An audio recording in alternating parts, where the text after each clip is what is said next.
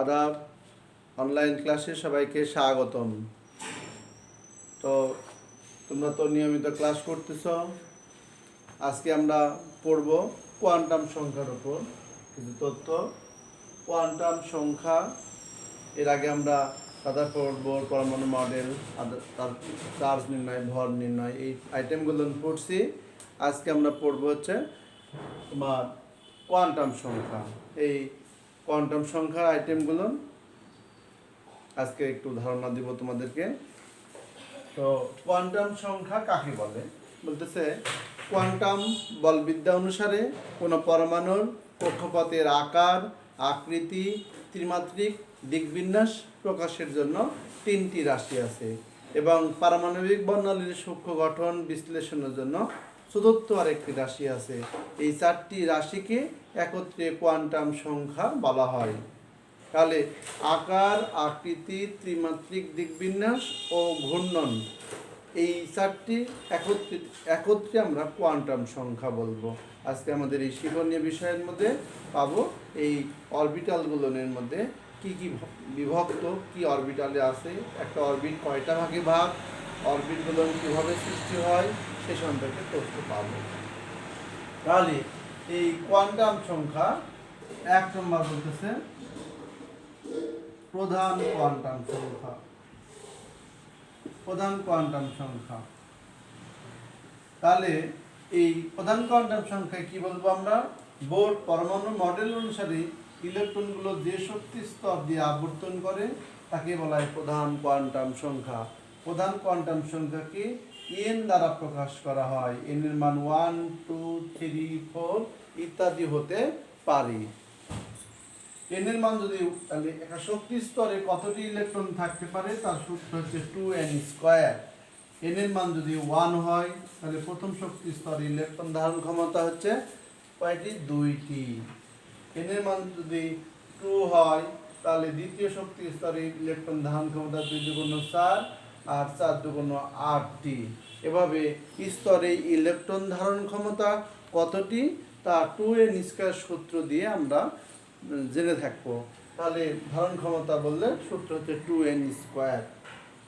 তাহলে প্রথম শক্তি স্তরকে কে, আমরা প্রথমটাকে কে, তারপরে এল, তারপরে এম, এভাবে চিহ্নিত করে থাকি। তাহলে কে, এল, এম, এন, ও, পি এগুলো হচ্ছে স্তরের নাম। এদিকে বলা হয় শক্তি স্তর, এদিকে বলা হয় অরবিট, এদিকে বলা হয় প্রধান কোয়ান্টাম সংখ্যা। আমরা প্রধান কোয়ান্টাম সংখ্যার মধ্যে এই তথ্যগুলো একটু শিখলাম। এখন আমরা শিখবো হচ্ছে সহকারী কোয়ান্টাম সংখ্যা। 2 নাম্বার সহকারী কোয়ান্টাম সংখ্যা। তাহলে প্রত্যেকটি শক্তি স্তর কতগুলো উপস্তরে বিভক্ত। একটা করে স্তর কয়টা ভাগে ভাগ, এই ভাগগুলো প্রকাশ করার জন্য যে কোয়ান্টাম সংখ্যা ব্যবহার করা হয় তাকে বলা হয় সহকারী কোয়ান্টাম সংখ্যা। তাহলে সহকারী কোয়ান্টাম সংখ্যা কি এল দ্বারা প্রকাশ করা হয়। এল এন এর মানের উপর নির্ভর করে, অর্থাৎ সহকারী কোয়ান্টাম সংখ্যা প্রধান কোয়ান্টাম সংখ্যার উপর নির্ভর করে। সহকারী কোয়ান্টাম সংখ্যার মান হয় 0 থেকে n-1 পর্যন্ত। n-1 পর্যন্ত। তাহলে কিভাবে হয় মানগুলো? n এর মান যদি 1 হয় তাহলে l এর মান হবে 0।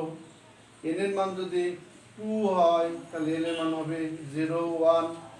n এর মান যদি 3 হয় বা 4 দিয়ে দিলাম একবারে, l এর মান হবে 0, 1, 2, 3। তাহলে আমরা অরবিটালগুলো বুঝতে পারতেছি যে অরবিটালগুলো কিভাবে ভাগ। 1 নম্বর স্তরে একটা ভাগ, 2 নম্বর স্তর 2টা ভাগ, 4 নম্বর স্তর 4টা ভাগ। অর্থাৎ একটা অরবিটাল যে নাম্বার বলবো সেই অরবিটালটা তত ভাগে ভাগ। তাহলে এই ভাগগুলো থেকে আমরা এখন শিখব যে অরবিটালগুলোর মধ্যে কি কি অরবিটাল হতে পারে। তাহলে এল এর মান 0 হলে অরবিটাল হয় এস। এল এর মান 0 হলে অরবিটাল হয় এস। একটু দূরে লিখি। এল = 1 হলে অরবিটাল হয় পি। এল = 2 হলে অরবিটাল হয় ডি। এল = 3 হলে অরবিটাল হয় F. S P D F. S P D F এর পূর্ণ নাম আছে, বই ফলো করে দেখবে সুন্দর করে লেখা আছে। এস এর হচ্ছে পূর্ণ নাম হচ্ছে শার্প মানে তীক্ষ্ণ, প্রিন্সিপাল মানে প্রধান, ডিফিউজ মানে পরিব্যাপ্ত, ফান্ডামেন্টাল মানে মৌলিক। SPDF sharp, principal, diffuse, fundamental. এখান থেকে আমরা পাবো SPDF। কারণ SPDF অরবিটালে ইলেকট্রন ধারণ ক্ষমতার সূত্র কি সেখানে আমরা এখনই শিখব যে 2 × 12 + 1। একটা অরবিটালে ইলেকট্রন ধারণ ক্ষমতার সূত্র 2 × 12 + 1। তাহলে s অরবিটাল যদি হয় তাহলে l এর মান হচ্ছে 0, তাহলে 2 × 0 + 1, তাহলে প্রথম স্তরে দুইটি ইলেকট্রন থাকতে পারে, অর্থাৎ s অরবিটালে দুইটি ইলেকট্রন থাকতে পারে। এবার আমরা p অরবিটাল যদি ধরি তাহলে l এর মান হচ্ছে 1, তাহলে 2 × 12 + 1, তাহলে 2 × 1 + 1, তাহলে মানে কি পাচ্ছি 2 × 3 = 6। তাহলে p অরবিটালে 6টি ইলেকট্রন পাচ্ছি, অর্থাৎ p অরবিটালে ধারণ ক্ষমতা হচ্ছে 6টি, তাহলে p6। এভাবে আমরা d অরবিটাল 10টি, f অরবিটাল 14টি ইলেকট্রন ধারণ করতে পারে। তাহলে এইভাবে আমরা সহবারী কোয়ান্টাম সংখ্যার মানগুলো শিখলাম। এখন আমরা শিখব হচ্ছে তোমার 3 নাম্বার হচ্ছে চুম্বকীয় কোয়ান্টাম সংখ্যা। চুম্বকীয় কোয়ান্টাম সংখ্যা। তাহলে চুম্বকীয় কোয়ান্টাম সংখ্যা কি বলা হচ্ছে যে একটি পরমাণুর কেন্দ্রে থাকে ধনাত্মক চার্জযুক্ত নিউক্লিয়াস, স্তরে থাকে ঋণাত্মক চার্জযুক্ত ইলেকট্রন। এই ইলেকট্রনের ফলে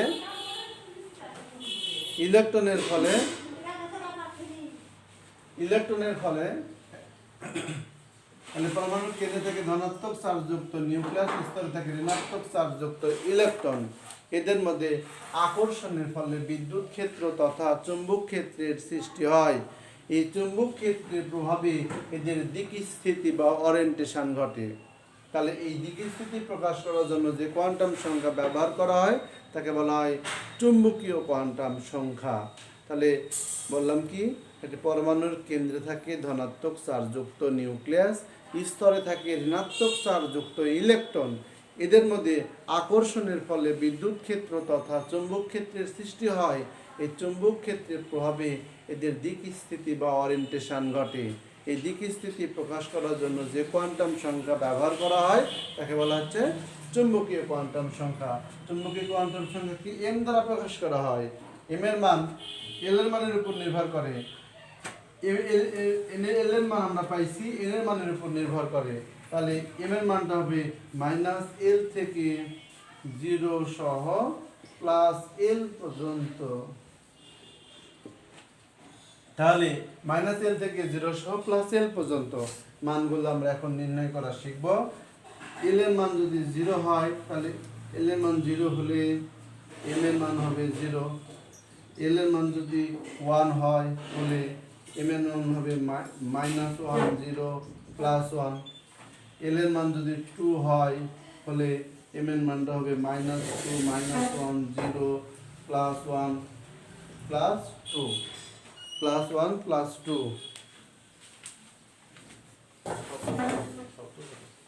তাহলে এই +1 +2 আমরা একটু দেখো এই জায়গায় আমাদের কি বলতেছে -2 -1 0 +1 +2। তাহলে এই ভাগগুলো আমরা করতে পারবো। তাহলে আমরা -2 -1 0 +1 +2। তাহলে m এর মান আমরা দেখতে পাচ্ছি m এর মানটা কিভাবে পাওয়া যাবে। তাহলে l এর মান যখন 0 তখন s অরবিটাল 1 ভাগে ভাগ, s 1টি, আমরা লিখি s অরবিটাল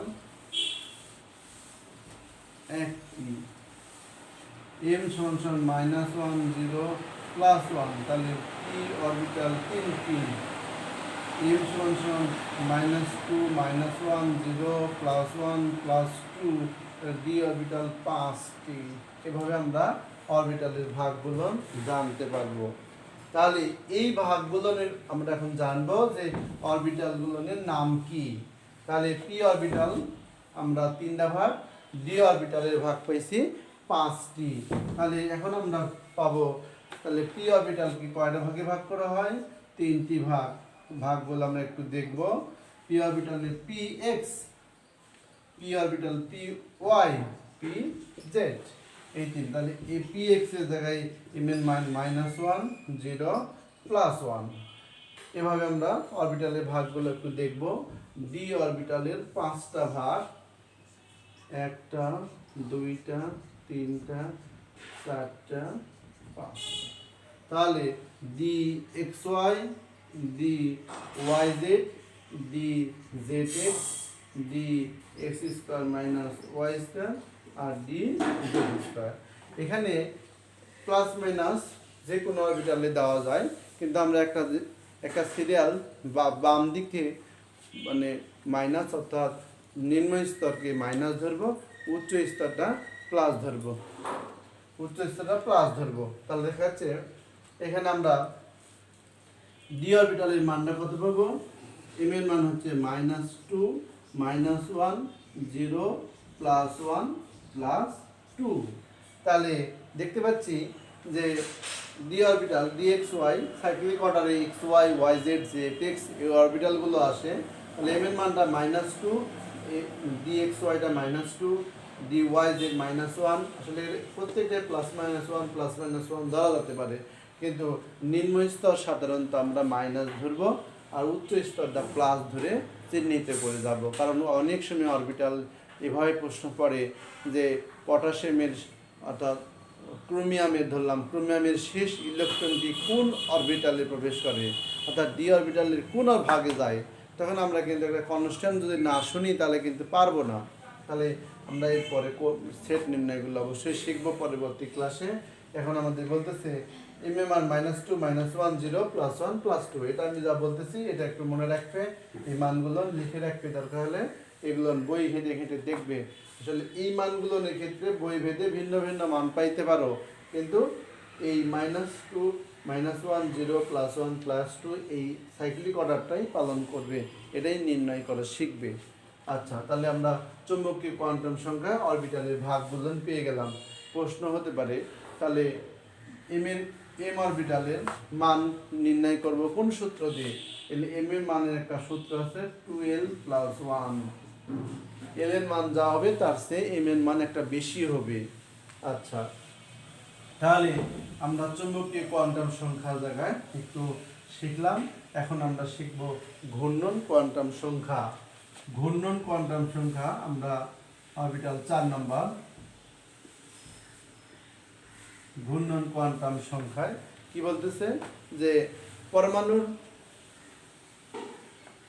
যে একটা অরবিটালে দুটো ইলেকট্রন থাকে তাকে বলে স্পিন কোয়ান্টাম সংখ্যা। এই স্পিন কোয়ান্টাম সংখ্যা তোমার একটা ঘড়ি কাঁটার দিক দিয়ে একটা ঘড়ি কাঁটার বিপরীত দিক দিয়ে ঘুরে, অর্থাৎ কোঅর্ডিনেট ঘুরে ঘড়ি কাঁটার বিপরীত দিক দিয়ে। আমরা সায়েন্সের চিন্তায় যদি করে যাই সকল সাবজেক্টের, তাহলে কোঅর্ডিনেট উল্টা দিকে ঘুরে, এটা হচ্ছে তোমার পজিটিভ, আর ঘড়ি কাঁটার দিকটাকে বলা হচ্ছে নেগেটিভ। তাহলে এক জায়গায় যখন দুটো ইলেকট্রন থাকে, একটা ঘড়ি কাঁটার বিপরীত দিক দিয়ে ঘুরে আর একটা ঘড়ি কাঁটার দিক দিয়ে ঘুরে, তাহলে এই দুটো যখন একত্রিত করে দেওয়া হবে তাহলে একটা অরবিটালে একটা উপর দিয়ে ঘুরে একটা নিচ দিয়ে ঘুরে। তাহলে এভাবে আমরা দেখতে পাবো যে একটা অরবিটালে ইলেকট্রন ঘুরে ঘড়ি কাঁটার দিক, এটা ঘড়ি কাঁটার বিপরীত দিক, এটা হচ্ছে +1/2, এটাকে বলা হচ্ছে -1/2। কিন্তু রসায়নের বইয়ের মধ্যে ঘড়ি কাঁটার দিক ঘড়ি কাঁটার বিপরীত দিক +1/2 -1/2 বলা আছে, কিন্তু সেই জায়গায় যদি তুমি মানে সিরিয়াল ধরো যে ঘড়ি কাঁটার দিক ঘড়ি কাঁটার বিপরীত দিক বলছে, তাহলে +1/2 -1/2, তাহলে প্রথমটা কিন্তু +1/2 হয়। কিন্তু বিজ্ঞানের সকল শাখাকে যদি একই সাথে আমরা চিন্তা করি তাহলে কোঅর্ডিনেট ঘড়ি কাঁটার বিপরীত দিক দিয়ে সেটাকে বলা হয় +1/2, আর ঘড়ি কাঁটার বিপরীতটাকে বলা হচ্ছে -1/2। ঘড়ি কাঁটার বিপরীতটা প্লাস আর ঘড়ি কাঁটার দিকটা হচ্ছে মাইনাস। ভালো করে বুঝে নেবে, ঘড়ি কাঁটার বিপরীতটা প্লাস, ঘড়ি কাঁটার দিকটা হচ্ছে মাইনাস। তাহলে এই যে আমরা কোয়ান্টাম সংখ্যার সেট 4টি শিখলাম, এই 4টি একটি মৌলের পূর্ণ পরিস্থিতির জন্য 4টি কোয়ান্টাম সংখ্যার প্রয়োজন। তাহলে এই যখন আমরা এই 4টির বর্ণনা সুন্দর করে লিখে দিব, যদি নম্বর কম থাকে তাহলে প্রশ্ন যদি এরকম হয় যে কোয়ান্টাম সংখ্যা কাকে বলে, কোয়ান্টাম সংখ্যার বিশ্লেষণ করো, তাহলে আমরা এভাবে প্রত্যেকটা ধাপ ধাপে ধাপে কথা বলবো। এখন ছোট বড় প্রশ্ন না পড়ে প্রত্যেকটাই মানে ভাগ বলুন, অর্থাৎ প্রধান কোয়ান্টাম সংখ্যা ব্যাখ্যা করো, সহকারী কোয়ান্টাম সংখ্যা ব্যাখ্যা করো, চৌম্বকীয় কোয়ান্টাম সংখ্যা ব্যাখ্যা করো, প্রশ্ন হতে পারে এইভাবে। তাহলে এই ব্যাখ্যাগুলো হলো আবার একসাথেও চাইতে পারে কিভাবে একটি মৌলের পূর্ণ পরিস্থিতির জন্য 4টি কোয়ান্টাম সংখ্যার প্রয়োজন কেন ব্যাখ্যা করো। তাহলে একটি মৌলের পূর্ণ পরিস্থিতির জন্য 4টি কোয়ান্টাম সংখ্যার প্রয়োজন, কারণ একটি মৌল কয়টি স্তরে বিভক্ত তার জন্য সহকারী কোয়ান্টাম সংখ্যা প্রয়োজন, প্রধান কোয়ান্টাম সংখ্যা প্রয়োজন, একটা স্তর কয়টা ভাগে ভাগ তার জন্য সহকারী কোয়ান্টাম সংখ্যা প্রয়োজন। তারপর একটি স্তর মানে কতগুলো উপস্তরে বিভক্ত আছে, উপস্তরগুলোর মধ্যে এদের দিক স্থিতি কেমন, এরা এক্স অক্ষ, ওয়াই অক্ষ, জেড অক্ষ কোন দিকে আছে, দিক স্থিতি প্রকাশ করার জন্য চৌম্বকীয় কোয়ান্টাম সংখ্যার প্রয়োজন। ইলেকট্রনগুলো কোন দিক দিয়ে ঘুরে, ঘড়ি কাঁটার দিক দিয়ে না ঘড়ি কাঁটার বিপরীত দিক দিয়ে তাকে প্রকাশ করার জন্য ঘূর্ণন কোয়ান্টাম সংখ্যা প্রয়োজন। তাই একটি মৌলের পূর্ণ পরিস্থিতির জন্য তাদের 4টি কোয়ান্টাম সংখ্যার প্রয়োজন। এখন দেখা যাচ্ছে আমরা এই কোয়ান্টাম সংখ্যার মধ্যে এখন প্রশ্ন যদি এরকম পড়ে, তাহলে যে তৃতীয় স্তর অরবিটাল নেই, অর্থাৎ তৃতীয় শক্তি স্তরে n+l এর মান হিসাব করে তৃতীয় শক্তি স্তরে l ও m এর মান হিসাব করে কতটি অরবিটাল হতে পারে তা দেখাও। তাহলে তৃতীয় স্তর মানে কি, n এর মান হচ্ছে 3, তাহলে n এর মান 3, n এর মান যদি 3 হয় তাহলে l এর মান হবে 0, 1, 2, তাহলে 0 এর জন্য পাবো কি 3s, 1 এর জন্য পাবো 3p, 2 এর জন্য পাবো হচ্ছে 3d। তাহলে আমরা spd l এর মান পেয়ে গেছি। এখন m এর মান এখন বলতেছি l = 0 হলে m = 0, তাহলে 3s অরবিটাল একটি। l = 1 হলে m এর মান হবে -1, 0, +1, 3p অরবিটাল 5টি। l = 2 হলে m = -2, -1, 0, +1, +2, তাহলে 3d অরবিটাল 5টি। তাহলে মোট অরবিটাল সংখ্যা কত হচ্ছে, এটা হচ্ছে 3টি, এখানে একটু লিখতে ভুলেছে, এখানে 1, তাহলে 1, 2, 3, 3p অরবিটাল 3টি আর d অরবিটাল 5টি, মোট তাহলে 4 আর 5 9টি, তাহলে 9টি, অর্থাৎ 3s অরবিটাল একটি, 3p অরবিটাল 3টি, d অরবিটাল হচ্ছে 5টি, এই মোট 9টি অরবিটাল। মোট অরবিটাল কয়টি পেলাম, 9টি। তাহলে এই 9টি, এখন বলতে পারে অরবিটালগুলো কি কি, তাহলে অরবিটালগুলো হচ্ছে অরবিটালগুলো হচ্ছে 3s, 3px, 3py, 3pz, 3dxy, 3dyz, 3dzx, 3dx² y², 3dz²। এখন যদি বলে অরবিটালে ইলেকট্রন ধারণ ক্ষমতা, তাহলে অরবিটালে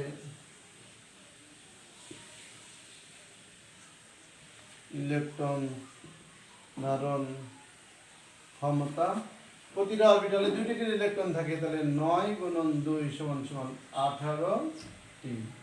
এই অরবিটালে ইলেকট্রন ধারণ ক্ষমতা হচ্ছে 18টি। তাহলে এইভাবে আমরা অরবিটালে ইলেকট্রন ধারণ ক্ষমতাটা লিখতে পারবো, 9 × 2 18টি। তাহলে এই আলোকে বাড়ির কাজ করবে চতুর্থ শক্তি স্তরে কয়টি ইলেকট্রন থাকতে পারে সেটা, আর এই 4টি কোয়ান্টাম সংখ্যা সুন্দর করে বর্ণনা পড়বে, খাতায় লিখবে। এটা যদি ভালো শিখো, এটা আগে স্কুল লেভেলে ছিল না, এখন কলেজ লেভেলে উঠে এটা নতুন পড়া, একটু সুন্দর করে পড়বে, না বুঝলে পরে ক্লাসে জিজ্ঞেস করবে। আর এই পড়াগুলো পড়ে পড়ে খাতায় লিখবে। সবাই ভালো থাকো, সুস্থ থাকো, স্বাস্থ্যবিধি মেনে চলো। সবাইকে ধন্যবাদ।